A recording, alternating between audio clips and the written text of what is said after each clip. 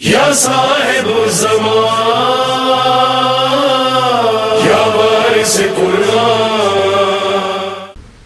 اگر آپ کو پتا ہو کہ میں نے زندہ کتنے دن رہنا ہے، اگر کسی شخص کو یہ پتہ چل جائے شب جمعہ بھی ہے اور شب دعا بھی ہے، شب زیارت بھی ہے اور شب قبور کی بھی اپنے محرومین کی مغفرت کے لیے دعا اور فاتحہ کی بھی شب ہے، اگر مجھے پتہ چل جائے کہ میں نے کتنی دیر زندہ رہنا ہے، مثلا 2 مہینے، اب آپ مجھے کچھ بھی بولیں، کہیں بھی جاؤں، مجھے کوئی مصیبت ہو میرے پر، میں چپ رہوں گا، کیوں؟ مجھے پتا ہے میں نے تو ویسے ہی جانا ہے 2 مہینے میں، تو میں ہر چیز کو تحمل کروں گا۔ عزیزان محترم، مجھے یہ بتائیں، کسی شخص کو پتا ہے وہ کب تک زندہ ہے؟ جب مجھے پتا ہی نہیں کہ مجھے کب تک زندہ ہوں، تو پھر میں اپنی زندگی میں اتنا شور کیوں مچا رہا ہوں، اتنا غرور کیوں ہوں، اتنا تکبر کیوں ہے کہ بھائی میری بات نہیں چل رہی، میری بات نہیں سنی، میرے ساتھ یہ کر دیا، میرے ساتھ وہ، بھائی مجھے پتا ہی نہیں ہے۔ جب زندگی محدود ہے، اس محدودیت کو صرف اپنے پروردگار کی بندگی میں گزارے ہیں، اور بندگی صرف نماز یا مصلی نہیں ہے، بندگی آپ کا گھر کا اخلاق ہے، آپ گھر میں کیسے ہیں۔ عزیزان محترم، یہ چیزیں جو ہماری زندگی میں تھوڑی تھوڑی سی ہیں، یہی چیزیں ہمیں اس دنیا میں بچائیں گی۔ شب جمعہ علامہ مجلسی کے بارے میں بیان ہوتا ہے کہ انہوں نے اپنے ایک دوست عالم دین سے کہا تھا کہ میں دنیا سے، ہم میں سے جو پہلے جائے گا وہ خواب میں آ کے احوال بتائے گا۔ علامہ مجلسی کا انتقال ہو گیا۔ اب یہ جو دوست تھے یہ انتظار کرتے رہے، کافی دن ہو گئے، تدفین ہو گئی، مجالس ہو گئی، سب ہو گیا، یہ آئے نہیں۔ کچھ عرصے کے بعد آئے تو انہوں نے کہا بھائی کہاں، کیا ہو گیا، کیا معاملہ ہے؟ کہتے میں جب بستر پر تھا تو میں نے دیکھا کمرے میں ایک کوئی شخص آیا ہے، تو اس نے مجھے بولا کہ تکلیف ہو رہی ہے۔ میں نے کہا بہت تکلیف ہے۔ تو اس نے میرے پاؤں پر ہاتھ رکھا تو میرے پاؤں سے درد ختم ہو گیا۔ پھر اس نے میرے آگے میرے ٹانگوں پر آتا آتا میرے گھٹنوں تک آیا تو میرا درد ہلکے ہلکے اور ختم ہو گیا۔ پھر اور اوپر تک آیا، میرے سینے تک آیا، میرا سینے تک کا درد ختم ہو گیا۔ جب وہ یہاں تک پہنچا تو اس نے بولا کہ میرے ساتھ چلو گے؟ میں نے کہا ہاں، تم میرا درد ختم کرو، میں تمہارے ساتھ چلوں گا۔ وہ میرے یہاں تک آیا تو میں نے دیکھا کہ میں اپنے آپ کو دیکھ رہا ہوں، میری سمجھ میں نہیں آیا کہ یہ میں کون ہوں اور جو لیٹا ہوا ہے یہ کون ہے، لیکن دیکھا کہ میرے رشتہ دار سب انہوں نے رونا اور مجھے دفنایا، اور میں روک رہا ہوں کہ مجھے مت دفناؤ قبر کے اندر، چھوڑ کر مت جاؤ، مگر مجھے دفنا کر لوگ چلے گئے۔ پھر میں نے دیکھا کہ دو لوگ آئے، ملائکہ، اور انہوں نے مجھ سے پوچھا کہ ہاں تمہارے پاس کیا ہے ہمارے لیے؟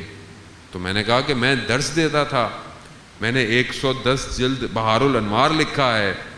کہا نہیں، کچھ اور ہے؟ کہتا ہے میں نے بہت سوچا کہ میرے پاس اور کیا ہے۔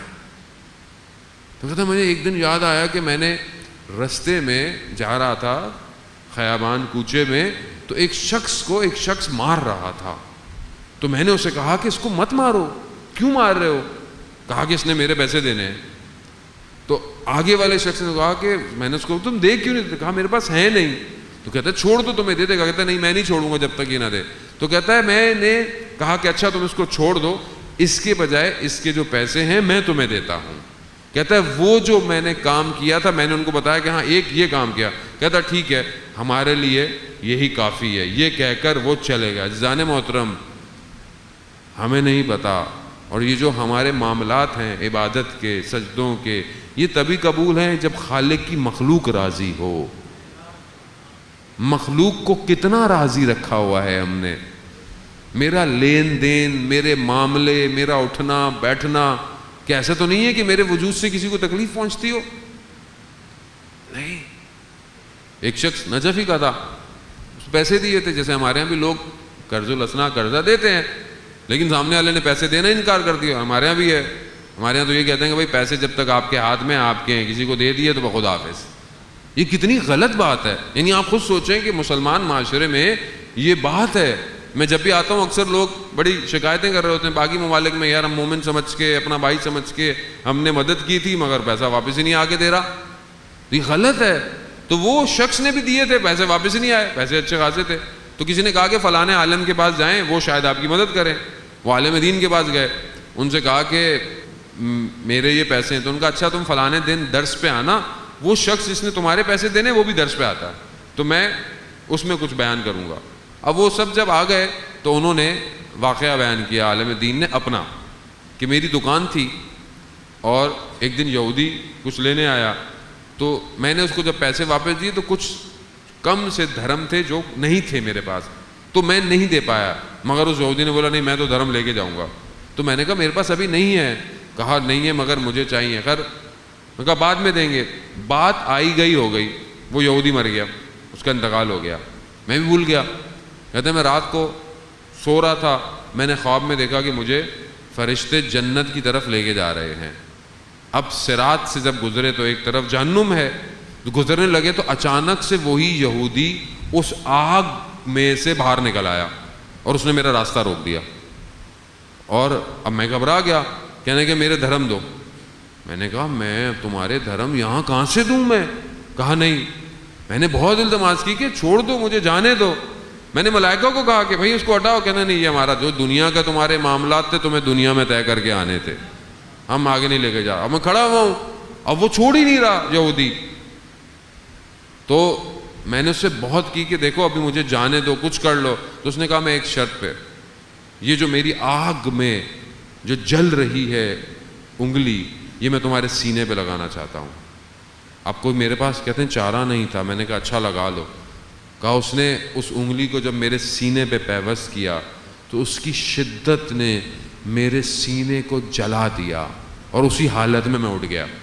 اس نے اس انگلی کو جب میرے سینے پہ پیوست کیا تو اس کی شدت نے میرے سینے کو جلا دیا اور اسی حالت میں اٹھ گیا.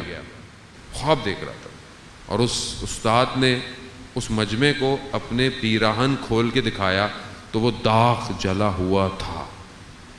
کچھ دھرم، کچھ سکے، کچھ روپے، کچھ چیزیں چھوٹی چھوٹی یہ پھنس جائیں گی، نکلنے نہیں دیں گی. عزیزان محترم، یعنی معاملہ سنگین ہے، معاملہ اتنا آسان نہیں ہے جو ہم سمجھ رہے ہیں.